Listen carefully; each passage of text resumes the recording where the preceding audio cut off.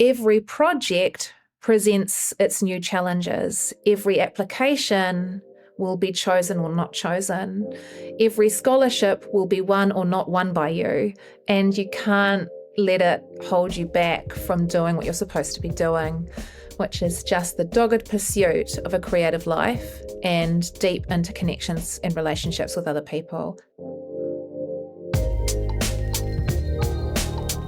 Kia ora everyone. Joining me today is Sarah Foster-Sproull, an acclaimed contemporary choreographer working in Aotearoa and internationally. She is a senior lecturer in dance studies at the University of Auckland in the Dance Studies program and the artistic director of Foster Group Dance. Sarah is a choreographer in residence at the Royal New Zealand Ballet, resident fellow at the Centre for Ballet and the Arts at New York University. In 2019, Sarah was also the director of choreography for the World of Wearable Arts. Well, thanks so much for your time and joining us today, Sarah. You obviously don't have two left feet like me. Many of us started out dancing for fun as kids, but you've turned it into a career. Can you take me back to when your love of dancing started? My best friend, who I admired deeply, Victoria Young, was doing ballet when we were about 6, and I thought that she was just the coolest person in the world, and I wanted to be exactly like her.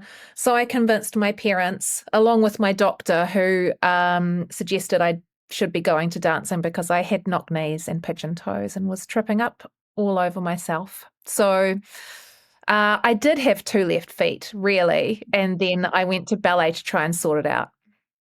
It obviously worked. Well, well, remains to be seen. Still working on it. Now, your craft is different from other creative endeavours in that it's often a performance or creating a performance. Did you ever have to overcome nerves to be able to enjoy what you were doing? Yeah, I mean, but I never got over it. It's an incredibly confronting thing to stand in front of groups of people and to expose yourself as a performer. It's humbling. And I feel the same way oftentimes about putting my choreography on stage as well. Even though I'm not performing in it, there's still something of myself that's being exposed, which can be a fairly full-on experience. That I've never entirely gotten used to. I've just become more familiar with. Yeah. How does it feel when you watch other people performing your work? It's so personal, isn't it? Yeah, I feel very connected to the dancers that I work with. Oftentimes I'm working with people that are my dear friends. Sometimes they've become my dear friends through working together over a long period of time. Sometimes we've been co-dancers in someone else's project, and I just fell in love with them as performers. Other times I'm invited to make commissioned works on companies like the Royal New Zealand Ballet Company. And in those circumstances, over a period of time, I get to know the dancers quite well and really care about them. So when I watch them performing my work on stage, there is a deep interconnection that I feel between myself and the people that dance my work. So then, if as a creative, this often probably happens, people are working with people like you say who you care about or are your friends. If they're not quite doing it the way you want them to do it, how diplomatic do you have to be, or can you be quite straight up with them? Um, yeah, I think that choreography is a management job as much as it is a creative job. And part of the job is to work with people and to guide them towards the aesthetic and vision that you have for a choreography. So you do have to, in my opinion, be diplomatic to the best of your ability because it's a work environment. And I think the sort of trope of the irate choreographer is incredibly old fashioned and not necessary in the work environments that I seek to instigate. So, yeah, the other thing I think about that is that choreography, the vision of a choreography is not a real thing. The real thing is the person in the room that's doing the work. And so my job is to push and extend the material as channeled through that person with that person and all of the things that they bring into the studio. So you have to strive for excellence in the vision And part of what comes in contact with that are the people that dance it. So yeah, I don't know. Have I answered that question? Yes, you absolutely have, yeah. So at the Oh, beginning of that, you were just saying how, it is a managerial role as well. When you start out in a creative career like dancing, do you ever think you'll have to draw on those kind of tools to start perfecting? no, I didn't realize what it was before I started doing it. And I'm the eldest of three kids, so I was quite bossy growing up and liked to sort of arrange things in my own systems at home. And in some ways, that sort of stepping into a leadership role within a choreographic environment feels fairly natural. Um, but when I was coming up through dance training, I don't think that we were necessarily thinking about a choreographic career as being intersecting with so many management mechanisms. So that's something that's sort of come to me through the act of doing choreography, through the act of making mistakes and figuring out how to do things better. Are you quite, as you said, you're the oldest of three kids, are you quite an organized person, and how do you shape your working days? I am very organized, and this is the only way that I can get the things done that I need to get done. And being organized is a deeply uncreative thing. But I feel too much chaos in my life if I'm not organized. So I have lists. I run a very full Outlook calendar. If it doesn't go in the Outlook, it doesn't get done. And I try as much as possible to fit my creative work alongside my administrative work, alongside my teaching work, alongside my academic writing work within the university environment. So feel very lucky now at this stage of my career to have a role in a university. And that has allowed me to be a little more organized with my time as it is necessary to get the things done. Yeah, how do you fit in as a creative in a university environment? Um, the job that I have, I was hired for this role because of my creative work, and I teach choreography at postgraduate and undergraduate level. I teach contemporary dance technique. I contribute to other courses that my peers are teaching. And so that's how I've fallen into this role. Um, I had been teaching within a tertiary environment for quite a while when this role became available, and I was a PhD student. And so lots of things sort of aligned, and I ended up very lucky, um, which is something that I'm, grateful for all the time, that I have this stability, that I can provide my family with some structure. But I did have 25 odd years of being a freelancer. So there is a gnarled self-employed freelancer inside me, and I run a dance company, and I do my commissions for ballet companies and other dance companies alongside with my full-time job at the university. So that sounds like a fairly full plate. How do you balance everything out and keep yourself sane at the same time? Wine. Jokes, but I I've got some really good girlfriends. They keep me sane. Girlfriends that work here at the university, but also people that I've known since I was 13 through dance. So understand the context. We can have a good old session and unload some of the stresses of the day. Um, and I've got an amazing family who are very sort of tolerant of my schedule and interested in what I do and understand the pursuit and are creative people themselves. My husband is a theatre director, set designer, a musician. He does sort of everything. Actor, and my daughter is obsessed with music. My son is obsessed with Star Wars. So Sounds like my children. yeah. And so With all that going on, how do you remain inspired creatively in your work? By going and seeing other people's work, by staying interconnected with the communities that I care about, by investing time in the people that I really like, by going to the art gallery. Stimulus from outside of the dance environment is really important to me. I paint and make sculptures as part of the work that I make. So sometimes I do my own set designs and I'm making things for those works. My family is really creative. My mother and my sister's a visual artist and my mum was a visual artist and now is an amazing quilter and crafts person. And so they provide me with a lot of inspiration as well in terms of the materials and the processes of making. And I think about how I can apply those things to the work that I make in the studio with dancers. Wow. So you're drawing on quite a lot, really, to create what you're doing. Yeah. I think you have to feed in order to be able to give out. And I do have periods of exhaustion where I just can't really do anything and I'll watch Vanderpump Rules on television The to wine and that, survive. Yeah. yeah. It's obviously a unique career path. What would you say to others who are trying to embark on a path that's less traveled? I think that there is space for everyone to do exactly what they want to do with their lives. I don't prescribe to um, particular pathways.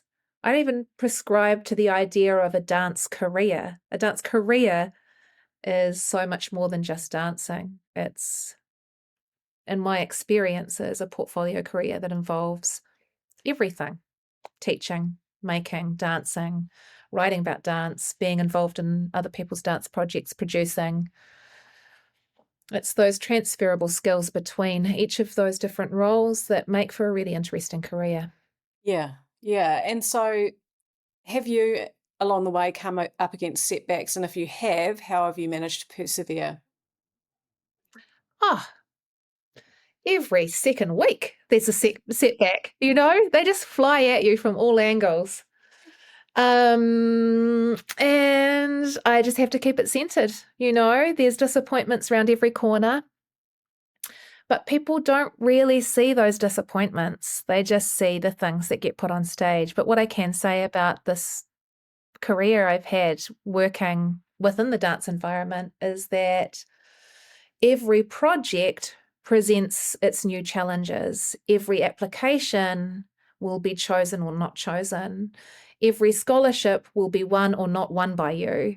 And you can't let it hold you back from doing what you're supposed to be doing, which is just the dogged pursuit of a creative life and deep interconnections and relationships with other people. That's what's important to me. Untold amounts of scholarships not won by me, untold, really a lot. But also, I think with those setbacks, it's really reminding yourself that you need to be in it to win it. And if you don't apply, or if you let the disappointment of one thing prevent you from applying for the next thing coming along, then you're just holding yourself back. You talked there about relationships. What sort of relationships do you try to nurture for your work? Yeah, the people that I work with have to have a sense of humor. If they don't have a sense of humor, it's not going to happen. Because it's a very odd job. Some days we might be tinkering with 3D scanning. Other days we might be making very fast movement sequences with long hair extensions. You have to have a sense of humor. If you don't, just go and become an accountant, which can also be creative. Full respect. I have a very good accountant. I'm very thankful to her. But yeah, I think it's a varied job that requires a lot of skills. And what I'm looking for is someone with a sense of humor, who's intelligent, who's curious, and is very good at responding to choreographic ideas, that has their own practice. So interested in their own things beyond the projects that we do. And is a damn good dancer. They do need to be good dancers. Because when you look at your job, I mean, on paper it looks like it's it's a physical job that, and it's about performance and it's about putting ideas together creatively. But actually, you've already talked about a few different things, different skills that you need to have, and to stay open to learning new things. Would you say that's fair? Yeah. I mean, I get very bored with dance movement after a while. So I'm always looking for, okay, what else? What else can we mix in here? And so, for example, at the moment, I'm working with some digital architects called ArchSec from the Architecture and Planning School at the University of Auckland, and they're designing 3D landscapes that the performers are going to exist within. We're also playing with holograms, we're playing with augmented reality, we're experimenting with AI. The learning process of a choreographic project is really the extent of how curious you are and what you want to learn about the world. And um, I'm a bit of a sponge. I really love to learn more outside of the fields that I'm focusing on. So these opportunities to intersect with other fields of knowledge are really important. So is that something you seek out? Like, is that something you're constantly trying to do? Is learn something new all the time? Yeah. Yeah, it is.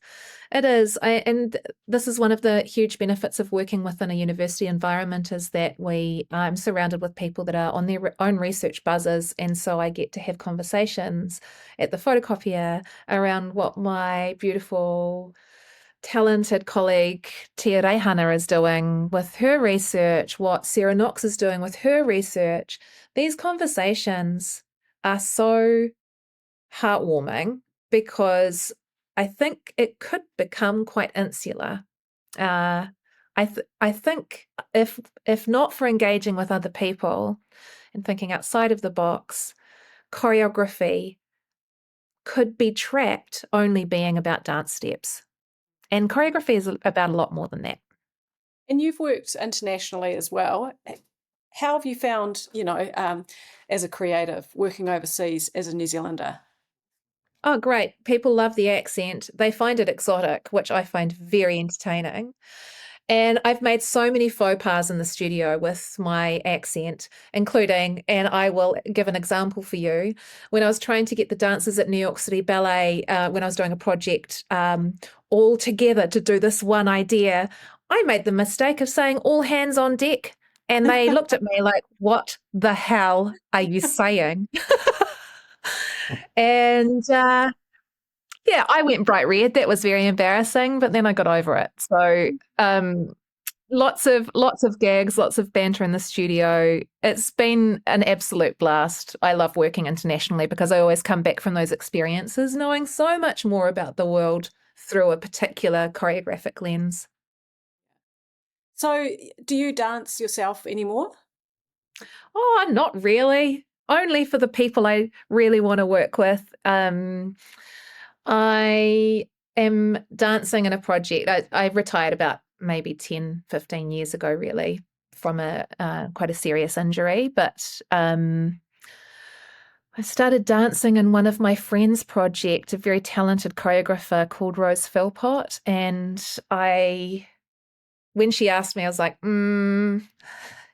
yep, I'll do it. I'll do it for you. And I've loved it. It's been amazing. My knees are so sore. I have such a regime. I have to ice them in the morning, ice them in the evening, take Voltaren, get a good night's sleep, take Panadol. I'm the elderly dancer in the corner, sort of hobbling around, but I've loved it. It's been so nice to be on the other side again and remember what it's like to be interpreting people's ideas. That is a true pleasure. That's what I loved about being a dancer, is supporting someone's vision. Because often, yeah, you're on the other side and you're telling other people what to do, but also you're in the unique role of being a teacher essentially. And so, what do you try to pass on to your students who are just starting out in this sort of creative endeavor?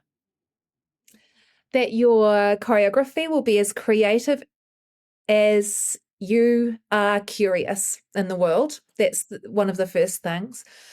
That there's space for everyone, that the way you treat your dancers says a lot about who you are as a person.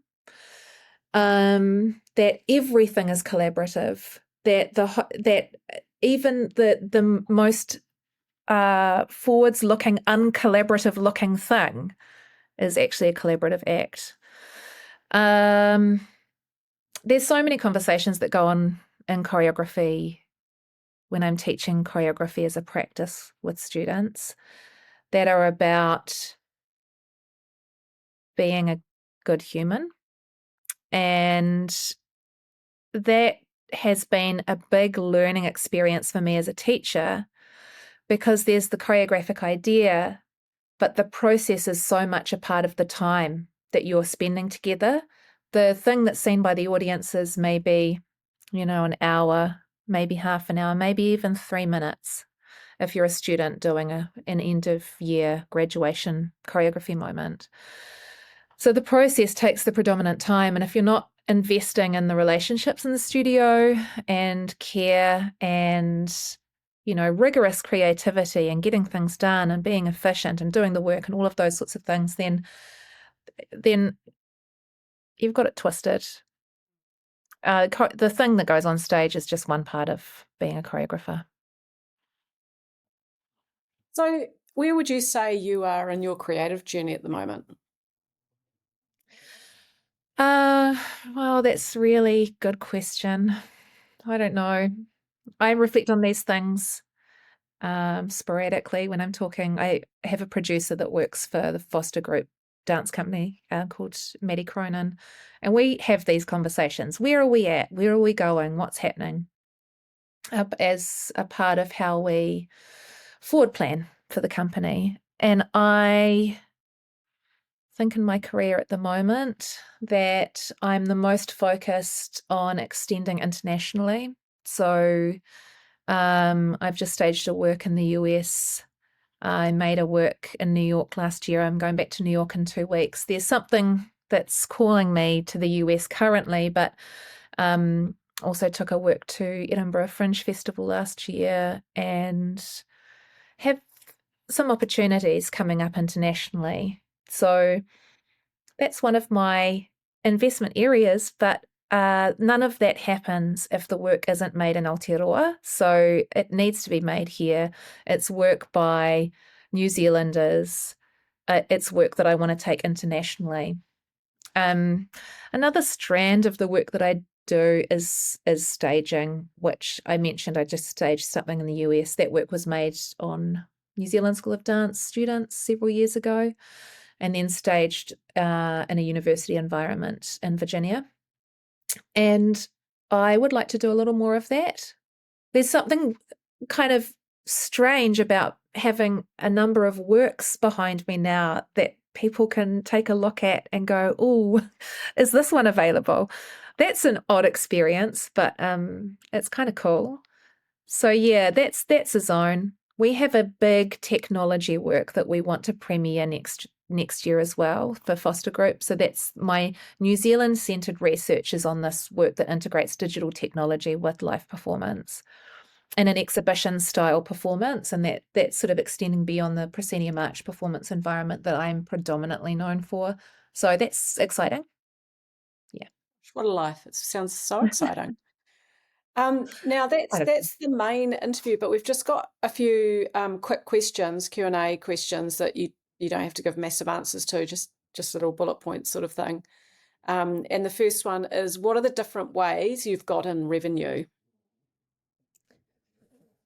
Excellent question. The different ways that I have achieved revenue have been performing in people's works, getting commissions by dance companies in New Zealand to make new work, getting commissions from dance companies internationally to make new work, from teaching workshops on resources that have been developed around my work, on teaching masterclasses in New Zealand and overseas, through assessing people's applications for, say, for example, institutes overseas or in New Zealand. I I've made no money writing about dance, but that's part of my job. Maybe that will change, who knows? Um,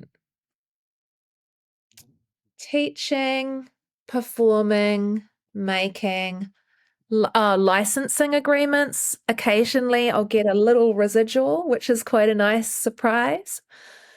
Um,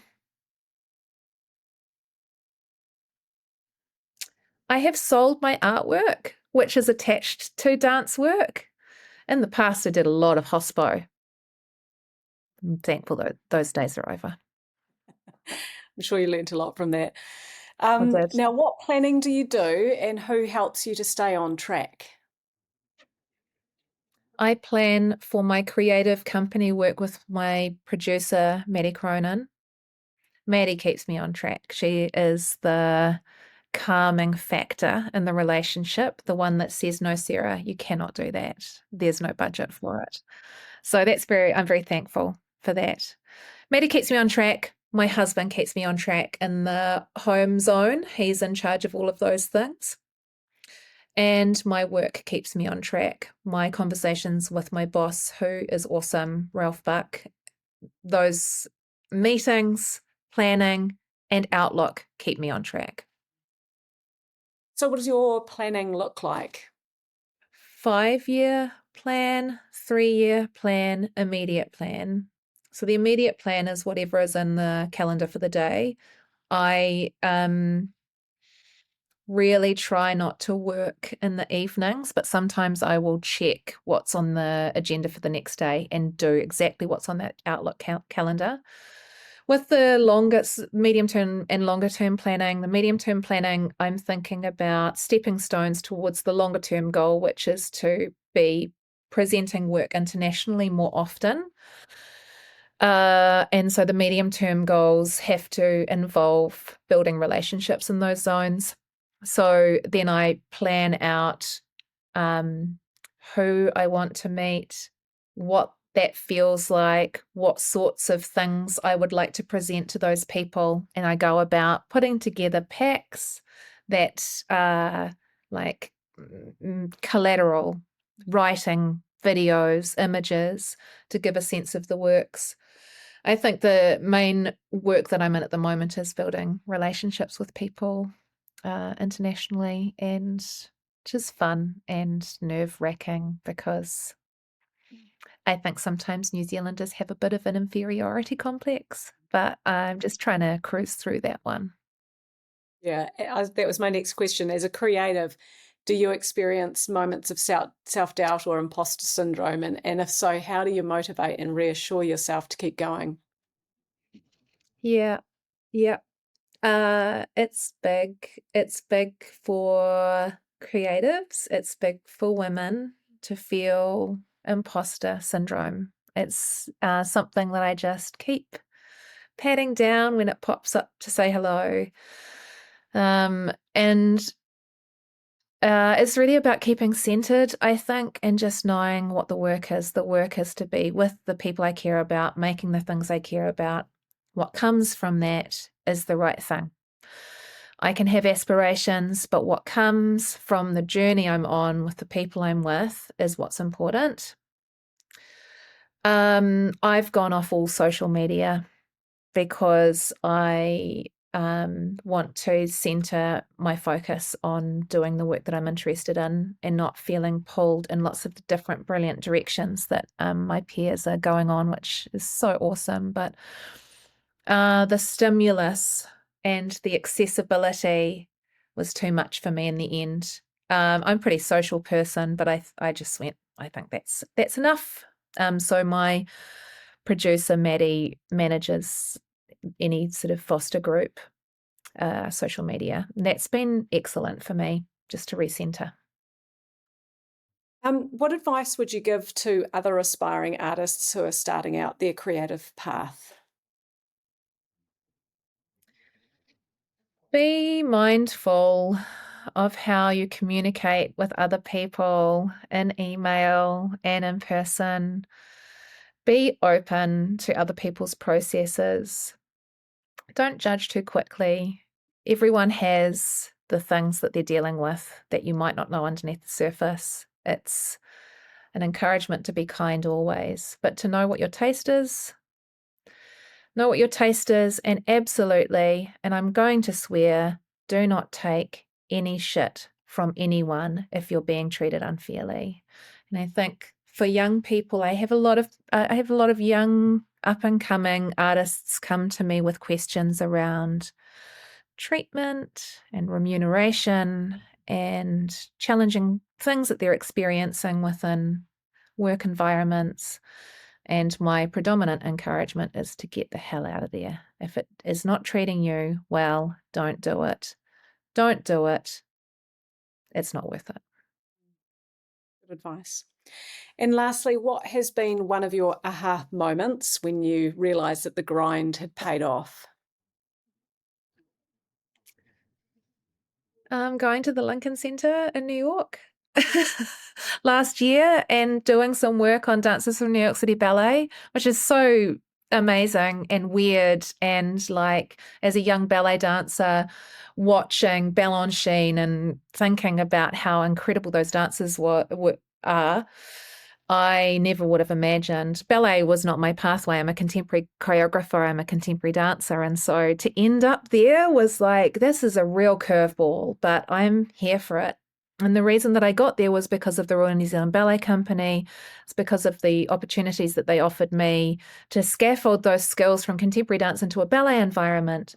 So that was a big moment for me. But also another big moment was finishing my PhD and going, oh God, I can't believe I've managed to do something that's writing about choreography and making choreography within this sort of institutional environment. This is amazing. It's amazing. You have got such an interesting life. I'm very jealous. And thank you so much for sharing it with us today. It was so interesting to hear all your insights. Thanks so much for having me. It's been a pleasure. All hands on Awesome. deck.